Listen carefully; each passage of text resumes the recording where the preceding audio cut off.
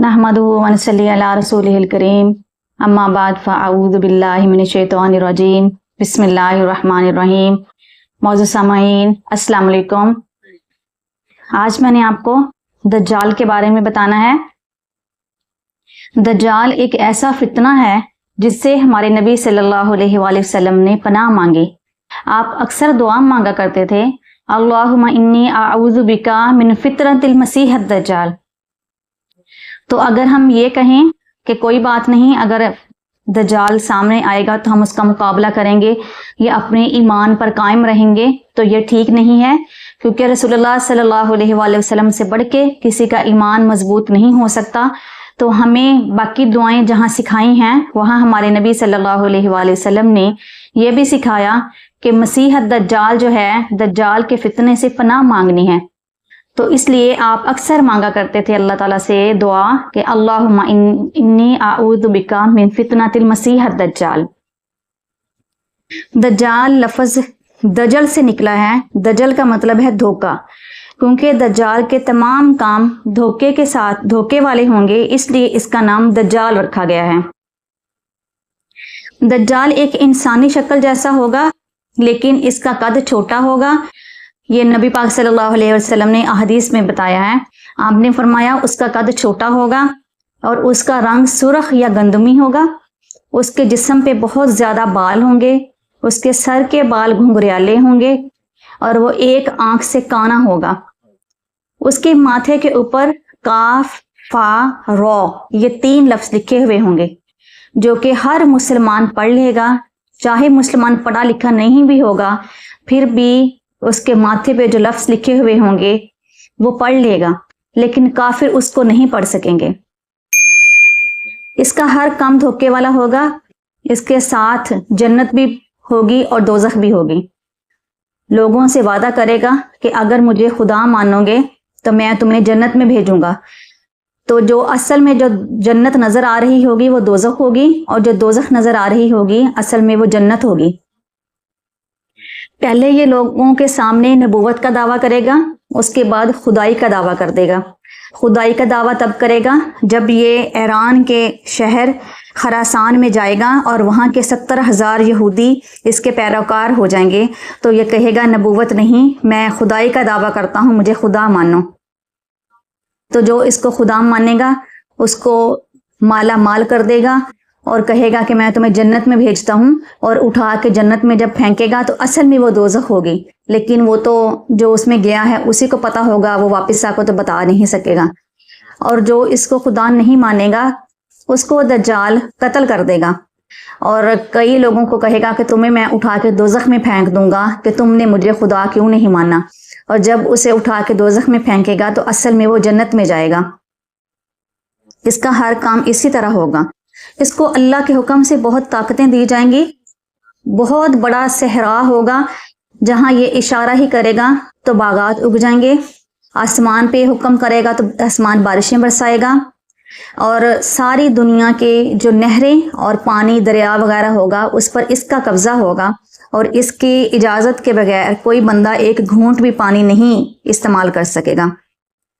ये दज्जाल जो है पिछले अंबिया के दौर में भी था। कुछ लोग कहते हैं कि सुलेमान अलैहिस्सलाम के दौर में इंसान और जिन्नात के मलाप से इसकी पैदाइश हुई है, लेकिन इसके बारे में कोई सही अहादीस नहीं है, लेकिन यूं कहा जाता है।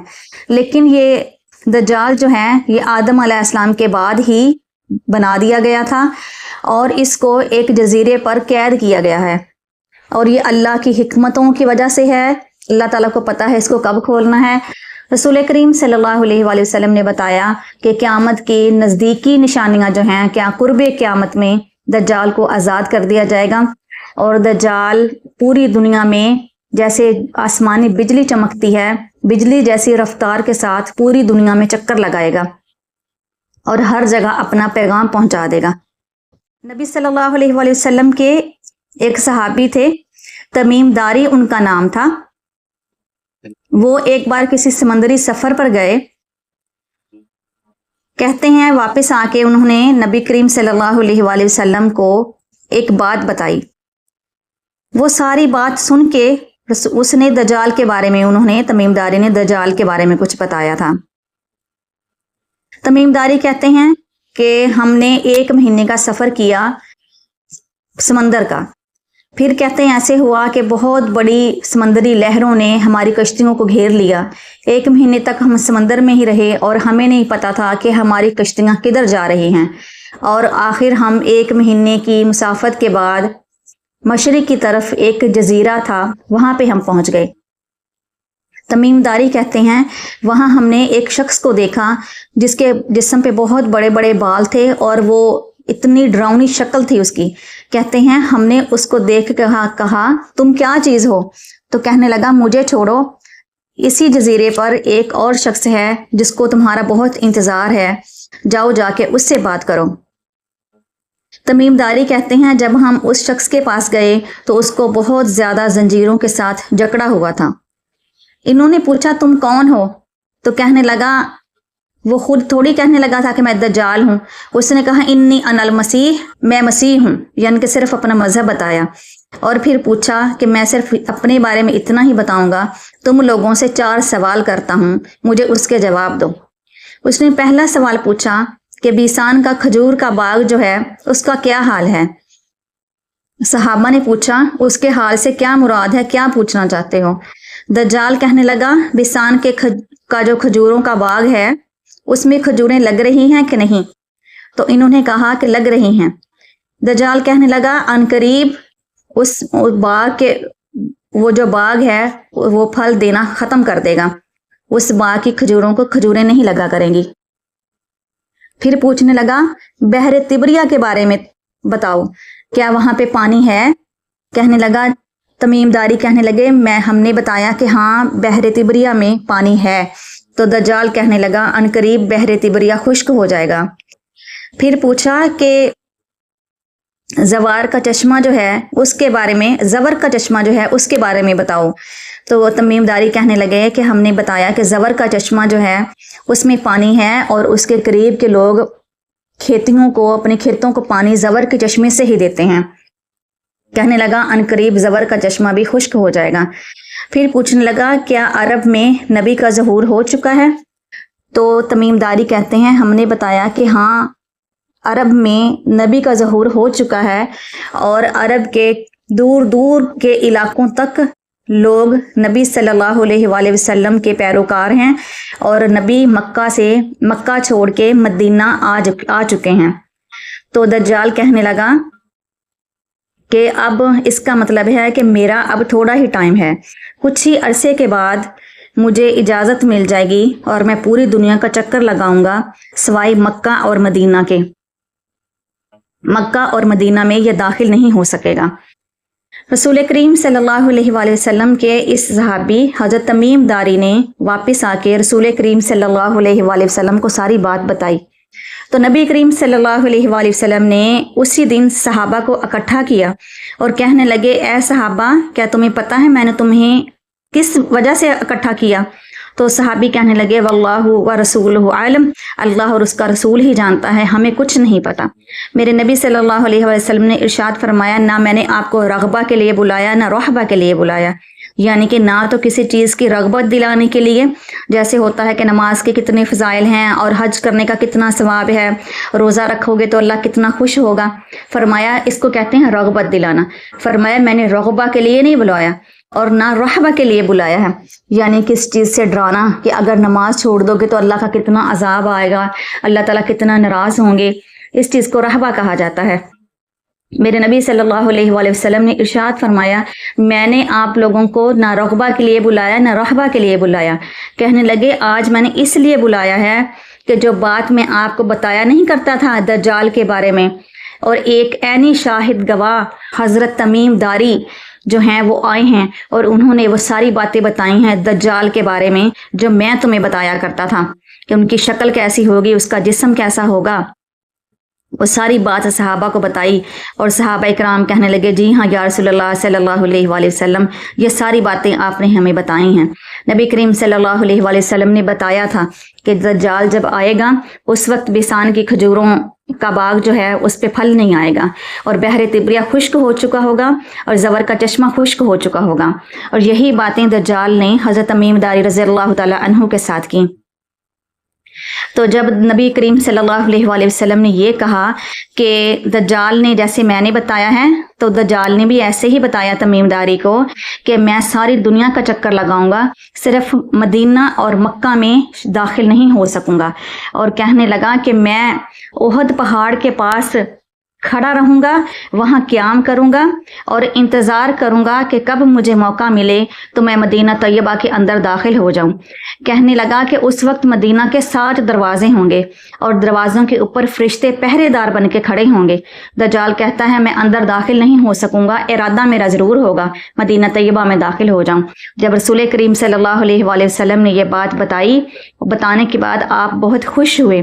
آپ کے پاس ایک لاٹھی جس کو عصا کہا جاتا ہے وہ آپ کے ہاتھ میں تھی، آپ نے وہ ممبر پہ مارا، خوشی اور جوش کے ساتھ وہ عصا ممبر پہ مارا اور 3 بار ارشاد فرما ہاذہ طیبہ، ہاذہ طیبہ، ہاذہ طیبہ، یعنی کہ یہ جو مدینہ طیبہ ہے یہ عام شہر تو نہیں ہے نا، تو اللہ تعالیٰ اس کے دروازوں پہ فرشتوں کو پہرے دار بنائے گا، اور دجال جس کو اتنی طاقتیں اور اتنی طاقتیں جس کو دی جائیں گی، اتنے اختیارات دیے جائیں گے، وہ ساری دنیا میں تو چکر لگائے گا لیکن مدینہ طیبہ میں داخل نہیں ہو سکے گا۔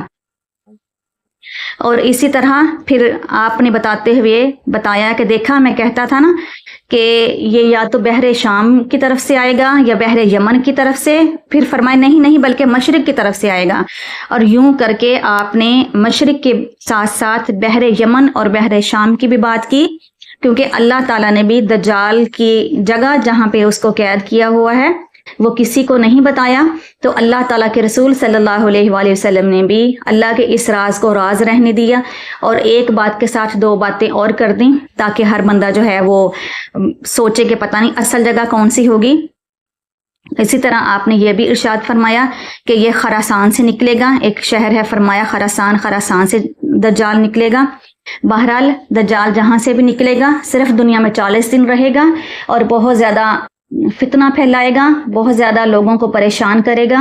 اس کے بعد مسلمانوں کی اور دجالی جو فتنہ ہوگا، دجال کے چاہنے والے ہوں گے، اس کے ماننے والے ہوں گے، ان دونوں کے درمیان جنگ ہوگی۔ کافروں کا سردار دجال ہوگا اور مسلمانوں کے سردار حضرت عیسیٰ علیہ السلام اور حضرت امام مہدی ہوں گے، اور حضرت امام مہدی اور حضرت عیسیٰ علیہ السلام دجال کو قتل کریں گے۔ جب دجال کو پتہ چلے گا کہ مسلمان مجھ پہ غلبہ حاصل کرنے لگے ہیں تو اسرائیل کی طرف بھاگے گا اپنی جان بچا کر، اور اسرائیل میں ایک ہوائی اڈہ ہے جس کا نام لد ہے، تو رسول اللہ صلی اللہ علیہ وآلہ وسلم نے ارشاد فرمایا لد ہوائی اڈے کے پاس دجال کو پکڑ لیں گے عیسیٰ علیہ السلام، اور عیسیٰ علیہ السلام اس کو قتل کریں گے۔ اللہ تعالیٰ سے دعا ہے کہ اللہ تعالیٰ ہمیں اس عظیم فتنے سے محفوظ رکھے، اور جن جن چیزوں سے میرے نبی نے پناہ مانگی ہے اللہ تعالیٰ ہمیں ان سب چیزوں سے پناہ عطا فرمائے۔ اللہ تعالیٰ سے دعا ہے اللہ ہمیں عمل کی توفیق عطا فرمائے۔ نبی کریم صلی اللہ علیہ وآلہ وسلم نے جب صحابہ کو بتایا دجال کے بارے میں بتاتے تو صحابہ کرام بہت زیادہ رونے لگ جاتے تھے اور کہتے تھے یا رسول اللہ ہم دجال سے اپنے ایمان کو کیسے بچائیں گے، ہم کیا کریں؟ تو نبی کریم صلی اللہ علیہ وآلہ وسلم نے ارشاد فرمایا تم لوگ پریشان نہ ہو، جو بندہ سورہ کہف کی پہلی 10 آیات کو یاد کر لے گا، سورہ کہف کی پہلی 10 آیات جس کو زبانیں یاد ہوں گی، اللہ تعالیٰ اس کو اپنی رحمتوں کے ساتھ دجالی فتنے سے خود محفوظ رکھے گا۔ تو یہ ایک وظیفہ ہے، یہ ایک طریقہ ہے دجالی فتنے سے بچنے کا، اور باقی یہی طریقہ جو میرے نبی کا تھا کہ جب بھی آپ دعا مانگتے آپ لازمی دعا مانگتے تھے اللہم انی اعوذ بک من فتنۃ المسیح الدجال، تو آپ بھی دعا مانگے آپ کو اللہ تعالیٰ دجالی فتنوں سے محفوظ رکھے۔ وما علینا الا البلاغ المبین۔